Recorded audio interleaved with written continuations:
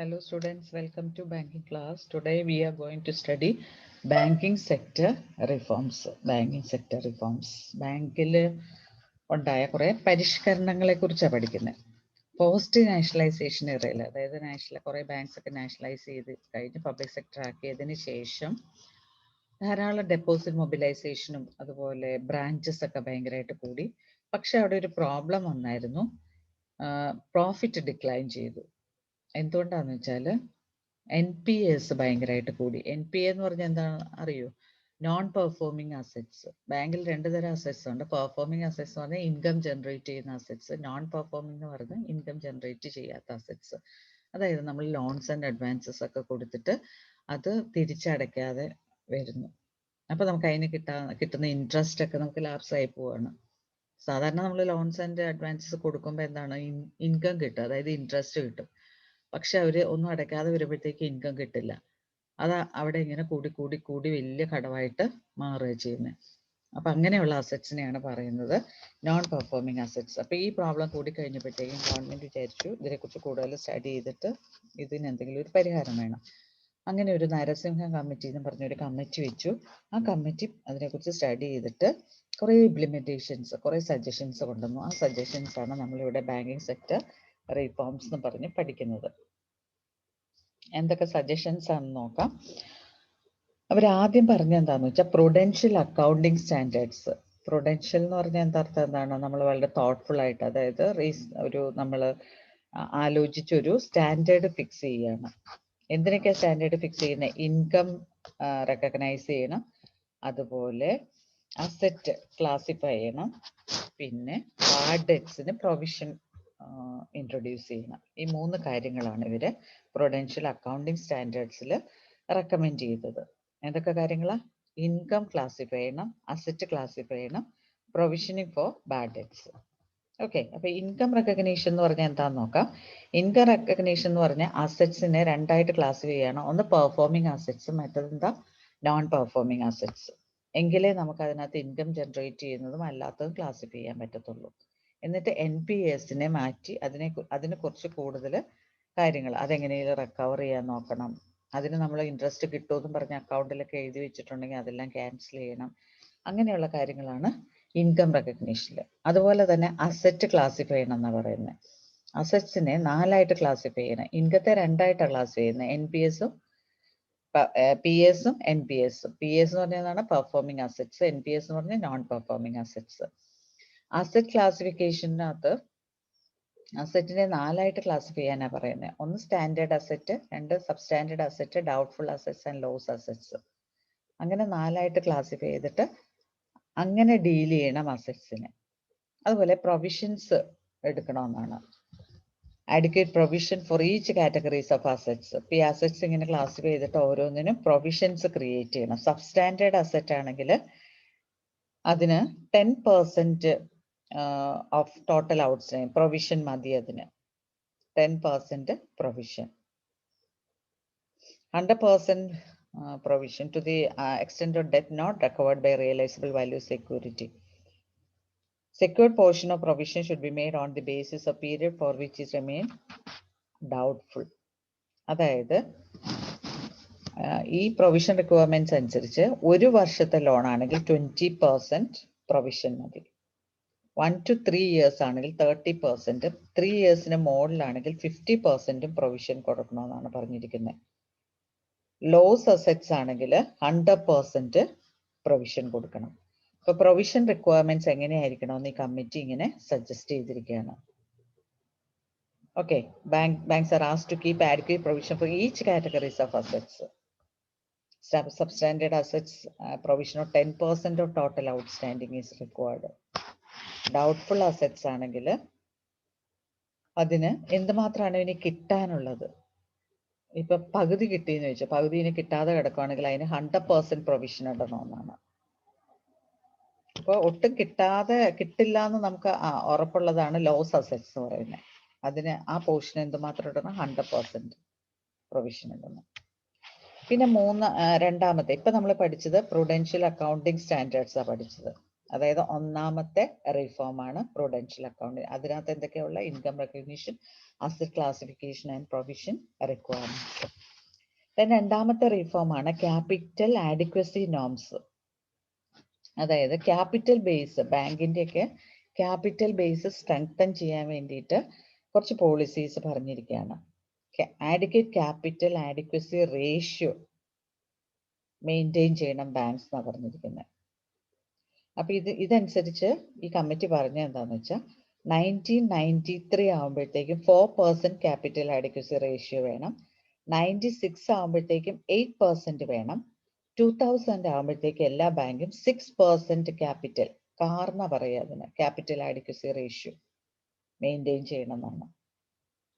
What is capital adequacy ratio? Capital adequacy ratio is equal to share capital divided by risk adjusted value of asset into 100. അതാണ് capital adequacy ratio. ഈ ratio എത്രയൊക്കെ ആകണമെന്നാണ്?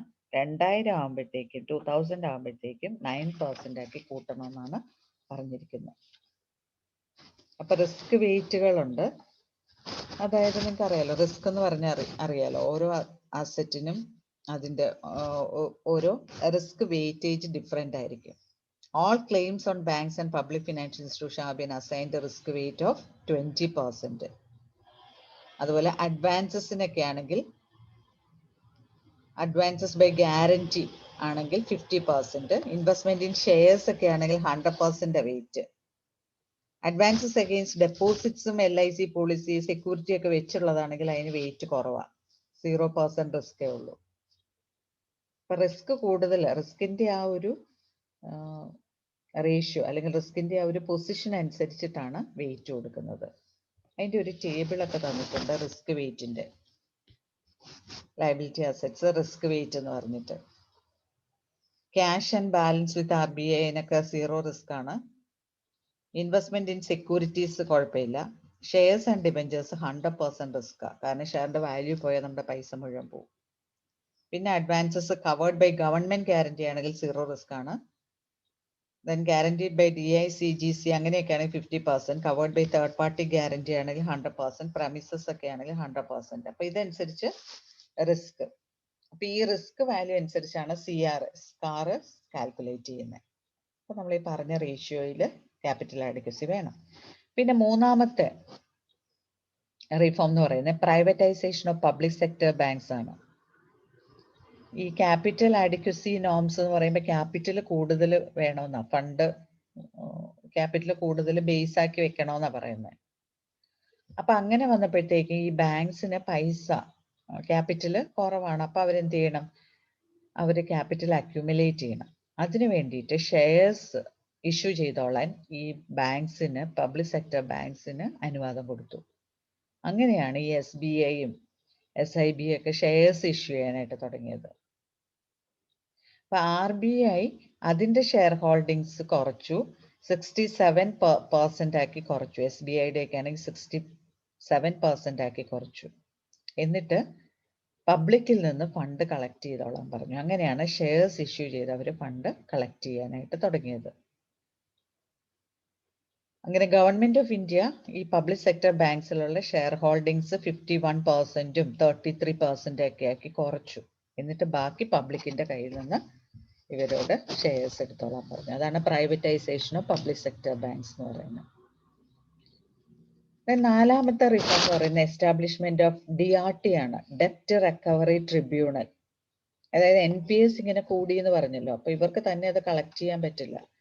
അപ്പൊ ഒരു tribunal ഉണ്ടാക്കി, കേസൊക്കെ ഒത്തുതീർക്കാനൊക്കെ ആയിട്ട് DRT എന്നും പറഞ്ഞുകൊണ്ട് വെച്ചു. റിക്കവറി ഒരു ആക്ട് ഒക്കെ പാസ്സാക്കി അങ്ങനെ ഒരു DRT ഒരു കമ്മിറ്റി അതിന് വേണ്ടിയിട്ട് വെച്ചു. അതാണ് DRT എന്ന് പറയുന്നത്. ഈ ഡെപ്റ്റ്സ് റിക്കവർ ചെയ്യാൻ വേണ്ടി വെച്ചിരിക്കുന്ന കമ്മിറ്റിയാണ് DRT, ഡെപ്റ്റ് റിക്കവറി ട്രിബ്യൂണൽസ്. അത് നാലാമത്തെ. അഞ്ചാമത്തെ എന്ന് പറയുന്നത് entry of private sector banks ആണ്.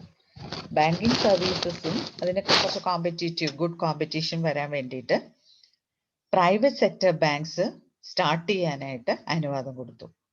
They are allowed to raise capital from private parties, financial institutions and NRIs. Foreign ബാങ്ക്സിനും ഇവിടെ പെർമിഷൻ കൊടുത്തു, വർക്ക് ചെയ്യാനായിട്ട് പെർമിഷൻ കൊടുത്തു. അങ്ങനെ എസ്റ്റാബ്ലിഷ് ചെയ്തതാണ് ഈ high tech banks, HDFC bank, ICICI bank, UTI bank, പുതിയ പുതിയ ന്യൂ ജനറേഷൻ ബാങ്ക്സ് ഈ റിഫോംസിൽ വന്നതാണ്. പിന്നെ ആറാമത്തെ ബ്രാഞ്ച് റാഷണലൈസേഷൻ ആണ്. അതായത് ഇഷ്ടം പോലെ ബ്രാഞ്ചസ് ഓപ്പൺ ചെയ്യാനായിട്ട് അനുവാദം കൊടുത്തു. അതിനുവേണ്ടി ക്യാപിറ്റൽ ആഡിക്വസി റേഷ്യോ മെയിൻറ്റെയിൻ ചെയ്യണമെന്ന് മാത്രമേ ഉള്ളൂ. അങ്ങനെയുള്ള ബാങ്ക്സിന് ഇഷ്ടം പോലെ ബ്രാഞ്ച് റാഷണലൈസേഷൻ വന്നു. പിന്നെ കൺസോർഷ്യം അഡ്വാൻസസ് ആണ്. ഈ ലാർജ് ബോറോവേഴ്സിനെ സാറ്റിസ്ഫൈ ചെയ്യാൻ വേണ്ടിയിട്ട് ഒരു കൺസോർഷ്യമായിട്ട്, അതായത് ഒരു ബാങ്ക് ലീഡ് ചെയ്യുന്ന ഒരു ബാങ്ക് കാണും, അതിന്റെ താഴെ കുറച്ച് ബാങ്ക്സോടെ കൂട്ടി ഒരുമിച്ച് ഒരു യൂണിയൻ പോലെ ആക്ട് ചെയ്തുകൊണ്ട് ഈ ലാർജ് ബോറോവേഴ്സിന്റെ ഫിനാൻഷ്യൽ റിക്വയർമെന്റ്സ് മീറ്റ് ചെയ്യാനായിട്ട് അനുവാദം കൊടുത്തു. അതായത് ഒരു ബാങ്കിന് തന്നെ ചിലപ്പോൾ മീറ്റ് ചെയ്യാൻ പറ്റില്ല, അപ്പൊ അവരോട് ഗ്രൂപ്പായിട്ട് അത് ചെയ്തോളാൻ പറഞ്ഞു. അതാണ് consortium advances. Then board for financial supervision, അതായത് ഈ ബാങ്ക്സിന്റെ ആക്ടിവിറ്റീസ് എല്ലാം സൂപ്പർവൈസ് ചെയ്യാനായിട്ട് ഒരു ബോർഡ് ഫോം ചെയ്തു. അപ്പൊ അവരത് ബാങ്ക്സിന്റെ ഫങ്ഷൻസ് എല്ലാം സൂപ്പർവൈസ് ചെയ്യാനായിട്ട് തുടങ്ങി. Then 9th one internal control. അപ്പൊ എക്സ്റ്റേണൽ കൺട്രോളിന് വേണ്ടിയിട്ടാണ് BFS വന്നത്. അതുപോലെ ഇന്റേണൽ കൺട്രോൾ സിസ്റ്റം കൂടെ ഇൻട്രൊഡ്യൂസ് ചെയ്യാനായിട്ട് പറഞ്ഞു. അതായത് ബാങ്കിനകത്ത് തന്നെ ഒരു കമ്മിറ്റി ഫോം ചെയ്ത് ഒരു സീനിയർ എക്സിക്യൂട്ടീവിന്റെ ചെയർമാൻഷിപ്പിൽ ഒരു കമ്മിറ്റി വെച്ചിട്ട് ഇന്റേണൽ കൺട്രോൾ വേണം. Then disclosure on defaulting borrowers. RBI പറഞ്ഞു ഈ ഡിഫോൾട്ടിംഗ് ആയിട്ടുള്ള, അതായത് അടയ്ക്കാത്ത ലോൺസ് ഒക്കെ അടയ്ക്കാത്ത അവരെ ഐഡന്റിഫൈ ചെയ്ത് അവരുടെ ഇൻഫോർമേഷൻസ് പബ്ലിഷ് ചെയ്യണം, RBI അറിയിക്കണം എന്ന് പറഞ്ഞു. എന്നാൽ മാത്രമേ NPS ഐഡന്റിഫൈ ചെയ്യാനും അത് റിക്കവർ ചെയ്യാനൊക്കെ പറ്റത്തുള്ളൂ. പിന്നെ 11ാമത്തെ department of supervision. Separate department സൂപ്പർവിഷന് വേണ്ടിയിട്ട് എല്ലാ കൊമേഴ്സ്യൽ ബാങ്കിലും ഒരു സെപ്പറേറ്റ് ഡിപ്പാർട്ട്മെന്റ് ഓപ്പൺ ചെയ്യണം എന്ന് പറഞ്ഞു. ദെൻ 12th വൺ ആണ് entry of banks into insurance sector. നിങ്ങൾക്ക് അറിയാം, ഇപ്പൊ SBI മെയിൻ ബാങ്ക്സിനെല്ലാം ഇൻഷുറൻസ് വിങ് ഉണ്ട്. അപ്പൊ ഇൻഷുറൻസ് സെക്ടറിൽ എൻട്രി ചെയ്യാനായിട്ട് അനുവാദം കൊടുത്തു. അവർക്ക് ഒറ്റ കണ്ടീഷനേ ഉള്ളൂ, ക്യാപിറ്റൽ അവർ സാറ്റിസ്ഫൈ ചെയ്തിരിക്കണം, ക്യാപിറ്റൽ ആഡിക്വസി റേഷ്യോ. അപ്പൊ അതാണ് SBI ICICIയും എല്ലാ ബാങ്കിനും തന്നെയുണ്ട് ഇപ്പൊ ഒരു ഇൻഷുറൻസ് വിങ് ഉണ്ട്. അപ്പൊ ആ ഒരു ഫീൽഡിലൂടെ, അപ്പൊ ഇങ്ങനെ പ്രോഫിറ്റബിലിറ്റി കൂട്ടാൻ വേണ്ടിയിട്ട് നരസിംഹ കമ്മിറ്റി പ്ലാൻ ചെയ്ത് സജഷൻസ് ഇംപ്ലിമെന്റ് ചെയ്തതാണ് ബാങ്കിങ് സെക്ടർ റിഫോംസ്. ഇപ്പൊ 12 റിഫോംസ് ആണ് വരുത്തിയിരിക്കുന്നത് കേട്ടോ.